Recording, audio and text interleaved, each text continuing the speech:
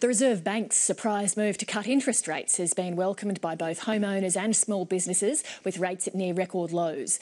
But the big news from yesterday's announcement was the prediction by the RBA Governor Glenn Stevens that the resources boom will peak next year.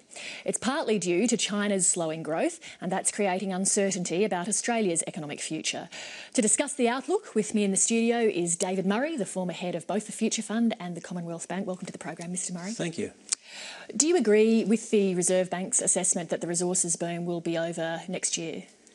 No, it won't be over, but I think in examining the Reserve Bank's decision, we can take a conventional approach which says there are some signs emerged of a slowdown. An adjustment of monetary policy will have an effect together with, usually with an exchange rate adjustment, and we would work through it in a normal seasonal way. Or you can take the view that this has all got something to do with the policies and adjustments that have been made in Europe and the United States since the global financial crisis, with policies which have had a profound effect on Australia already.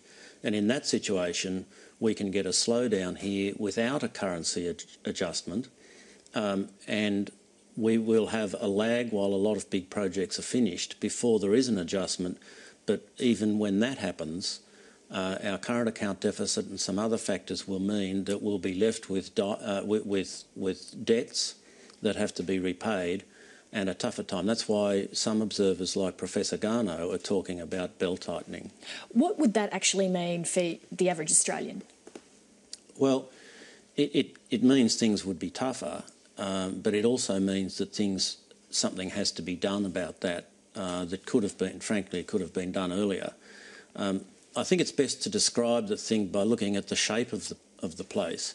We have the same landmass, 5% of the world's landmass in Australia, as mainland United States. But we have about a 13th of the population and a 10th of the economy. We only have 22 million people to draw a workforce to exploit a natural resource base that is very, very large and wealthy. But when there's a terms of trade boom in commodities, we have to put everybody to work, and we hit our limits very, very quickly. And the Reserve Bank in that situation has to slow the economy back down to avoid an inflation problem. Given what's potentially ahead, how effectively do you think that successive governments have managed the proceeds of the resources boom? Well, I don't think they have, because they haven't addressed this fundamental shape of the Australian economy. And what that shape implies is that we need capital from the rest of the world.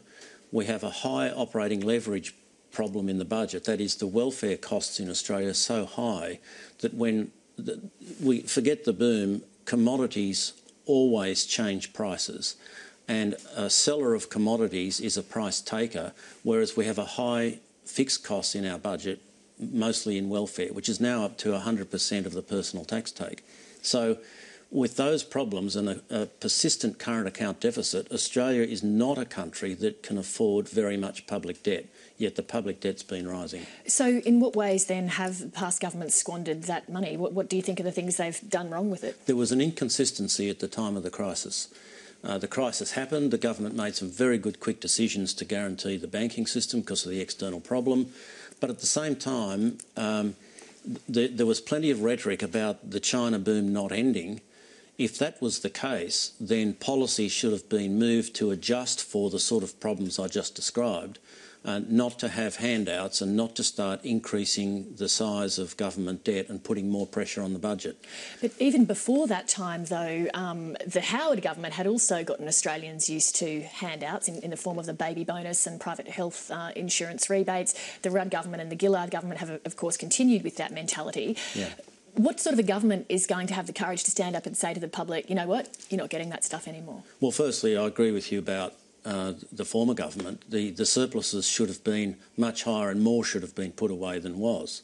But the sort of government that has to deal with this now has to say, look at Europe, debt-funded entitlements, more regulation, more centralisation of government doesn't solve this problem. The cheapest way out of this problem is once and for all to get hold of the productivity issue and become more productive. Do you share the view of some people in the business sector and in the union movement that the Australian economy is weaker than the official figures would suggest?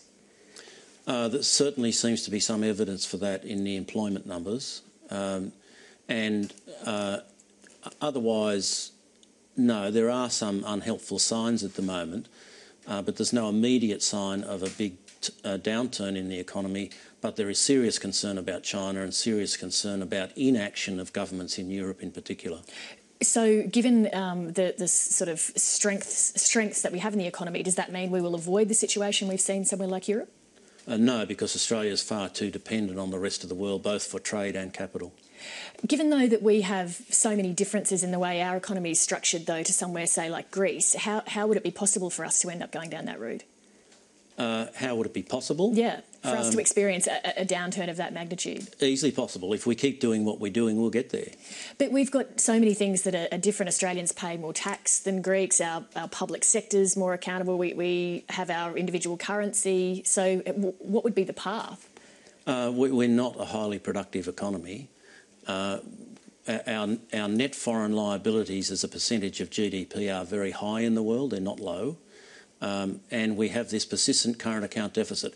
In short, if all the entitlements we want to have are not ours, they're being funded at the pleasure of some people who save and live offshore.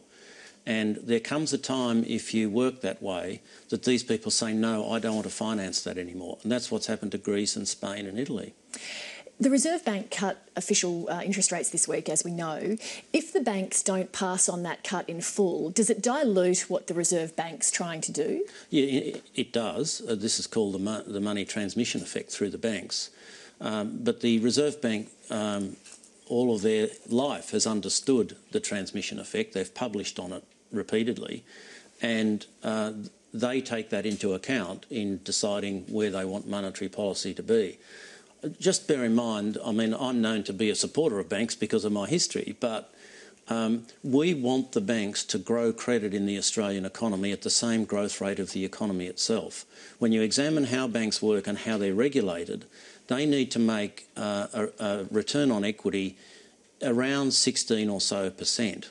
That's basically where the industry is now, but the price they're paying for term deposits, which is basically a reflection of Europe and the United States issues, is the highest relative to swap rates I have ever seen in my career. And that suggests that it is difficult for the banks to pass that on in full. Every time interest rates are cut, politicians come out and say, well, the banks have to pass them on, and they try to lay down the law. As someone who used to run a bank, can I ask you, do the banks actually pay attention to that? Does that actually apply any pressure? Very much so, and so the politicians know that too, because banks have got national brands and reputations. So is it just a public relations effect then? Well, I think banks are an easy mark because it's not easy to describe what they do. And I don't think the banks have been very good, and going even back to my time, I don't think the banks have been very good at explaining this. But it's their job to do that. But I think the focus should be on what do we really want our banks to do and what are the underlying issues. And I don't think it's healthy for politicians to jawbone the banks to get interest rates where they are. Leadership is about organising work to turn intention into reality. Well, which reality do we want in Australia? A reality where we're always having a shot at one another, us versus the banks, politicians versus the banks. Was it the Reserve Bank's fault? Was it someone else? Why can't we have new entitlements? Or are we going to create a new reality in which we understand what shape of place we can be and how to be highly productive in a free country and get there? Mr Murray, thank you very much for your time. Thank you.